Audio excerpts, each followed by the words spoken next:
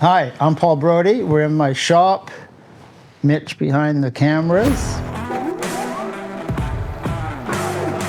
And we have the WOZNOT here. Mitch and I like coffee, and if you want to know why, please watch our latest video, how we made a small fortune on YouTube. Oh, on the coffee channel, Mitch had an idea for those people who are members of Buy Me a Coffee. Every so often, it's not going to be every week, we will send you an extended version of the video.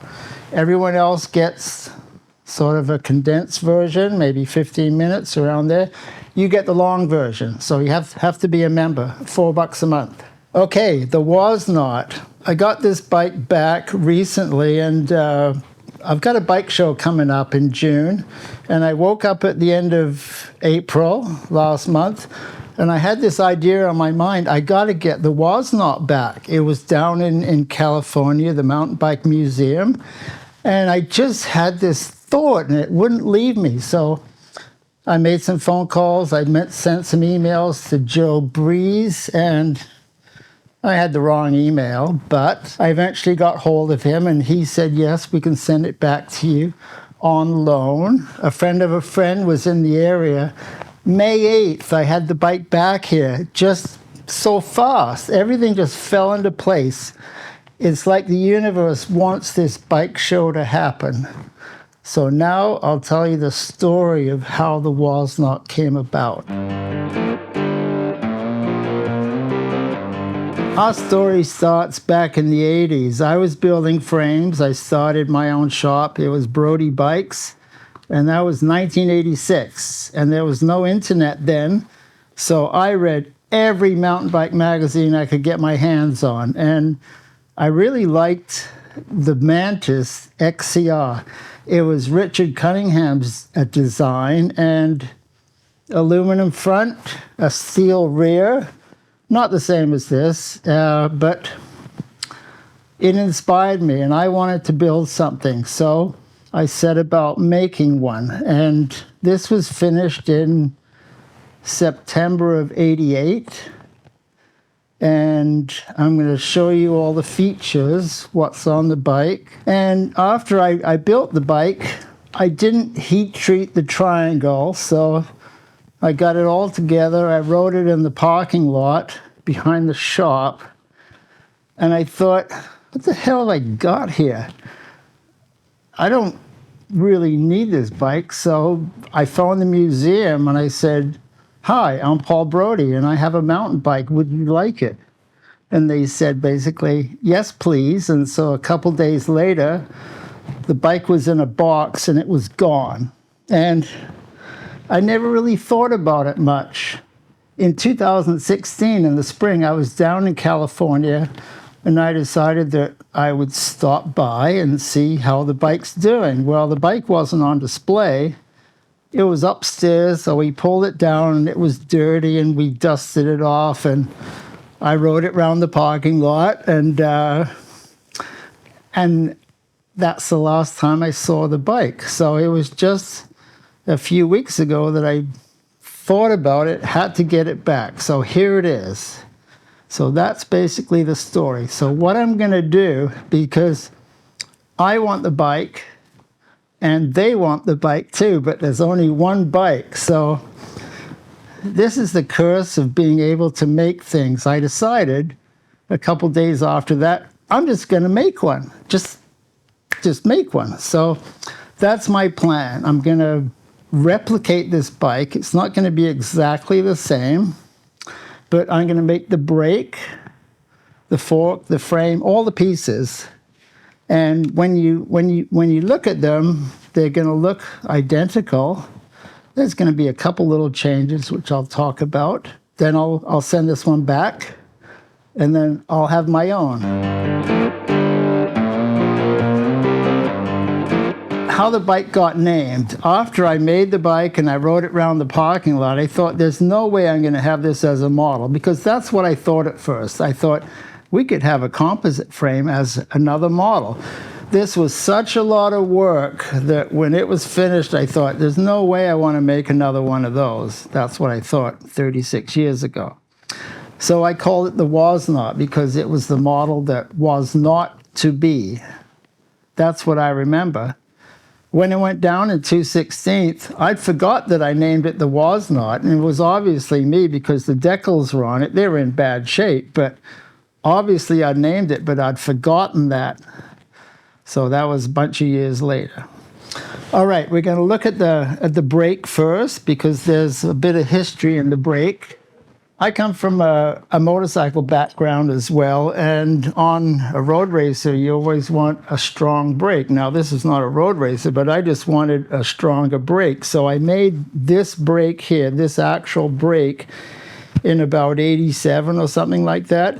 And that's when the gator blade fork was also in its evolution. So I made the brake, and I didn't have a booster on it. And when I used the brakes, these posts, they would flex. You could actually watch them flex. It was crazy. And so the pads would go out of alignment. Didn't work so well. So that's how the brake booster came about. It's because of this actual brake. And then I was experimenting with forks at the time, and I got a Bontrager fork. It was composite. It had a crown sort of like this. It had the tapered legs, and they had a rake on them. But I wanted a straight blade. So I made these up, and the dropouts, I think, are custom. I think I must have made those. So I'm going to be making the brake and the crown. Over here, how it attaches, how the rear end attaches. You see how it's bolted in? It's like a gator blade fork. I'm going to grab you a fork and I'll show you. I got a couple forks here. This was a production fork. This was a prototype. So in my mind, I think what happened is I made this fork, and then I decided that I could hold the blade on through the side with an 8mm Allen screw. And that's what I did down here. How the chainstay is held on, it's got the Allen screws, just like on the gator blade. So this one here, I think this fork came after this fork. And then there was a couple other versions, and then it became this fork. So here I've got a handmade crown.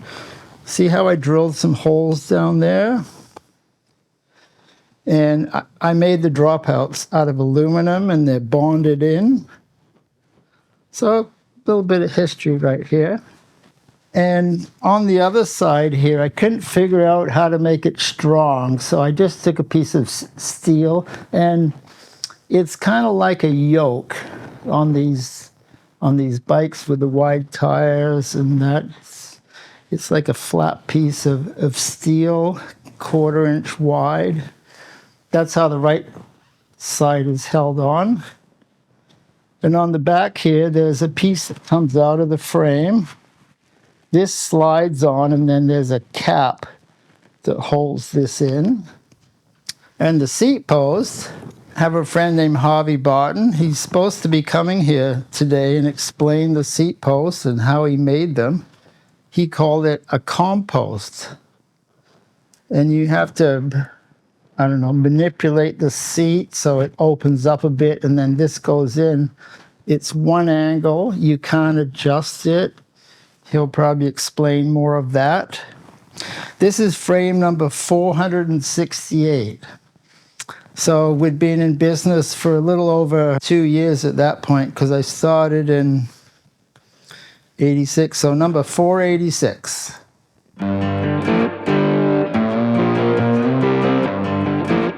What I'm going to change on it, okay, this might be interesting to you. You see here, because the brake is so much longer and beefier, do you see how the cable comes down at an angle to the head tube? See, I got my finger right there. So what I want to do on the stem, I'm going to move this outlet of the brake. I'm going to move it up so that this is parallel. It's one thing I thought about. This is also an inch headset. And on the one that I make for me, I'm going to go 1.125. It'll just look a little beefier. I think there was something else I'm going to do, but I can't remember. So that's it for showing the bike.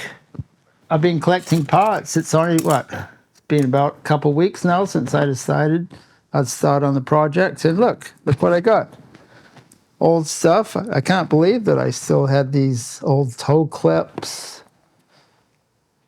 I got Shimano dropouts. On the WOZNOT is Suntour dropouts, but these were used a lot back then, so these will be just fine. So that's another thing which is not going to be quite the same.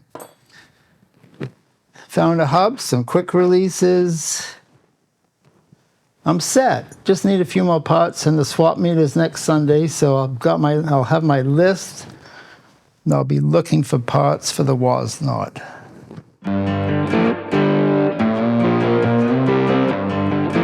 We're in the shop, and Harvey has showed up, Harvey Barton. He is the inventor and the maker of the seat post. He calls it a COMPOST for a composite post, and he's going to tell you a little bit of the history now, okay?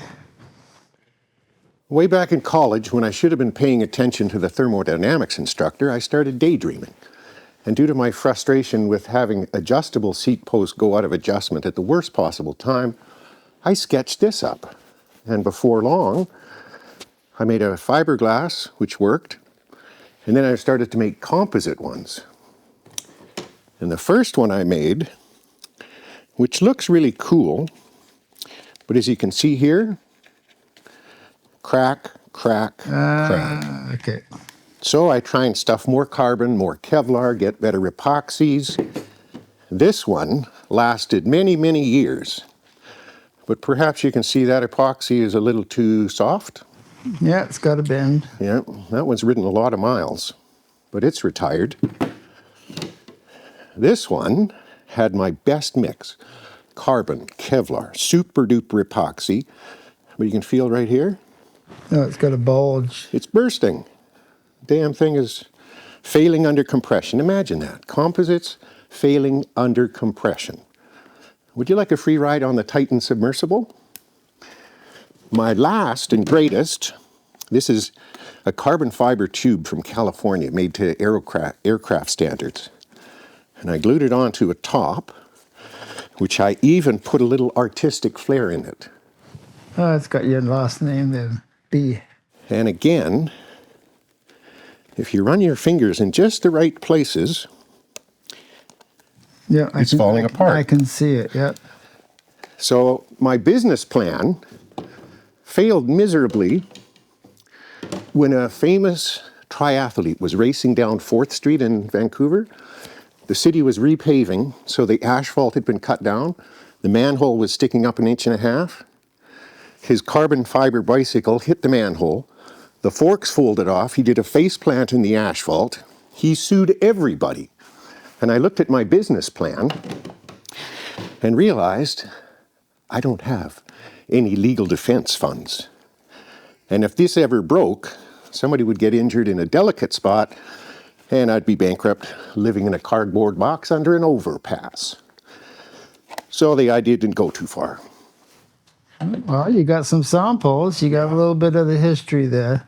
Now that one is repainted. It's a Kevlar woven underneath. You could repaint it, or... Oh, the other complication is the tube size. Because I made some of them for 27.2 brodie size, and a lot of them for, I think it's 26.4 fat chance.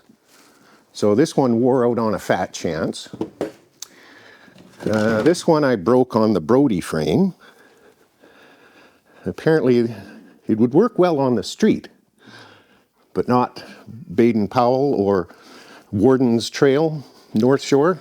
Okay, when you make this, is the mold on the inside or the outside, or is it both? Is there a male and a female? Yes. Okay, and so you make it inside the female and then you press the male in? Is that kind of how I would wrap all the fibers on the male. And then the female gets pressed on top. Yes. And then I'd have a sleeve for the tube section so I could adapt to different diameters. Okay. And I'd put the finished product, well, the wrap would go into a vacuum chamber. I press epoxy from the bottom, I draw a vacuum up here, and if all goes well, it's bubble free. But if I'm clumsy and I get air bubbles, well, as I say, I think I made about a dozen of them. And there's not much left. Remnants and memories. Well, I just need one so I can make another WOZNOT. So if that works out, Well, that would be great. I'd like to offer you this one or this one. Okay, well, I will take a look and see which one I think is suitable, and I can make the frame to whatever size. So the size is not a crucial factor at all. I didn't want to have to put a regular seat post on a WOZNOT. It just would not be right. Okay, there you go. Thank you, Harvey. Thanks for coming on the channel, and we'll see you next time. Thank you very much for watching. Mitch and I like coffees, as you know. Like, subscribe, please tell your friends. See you next time.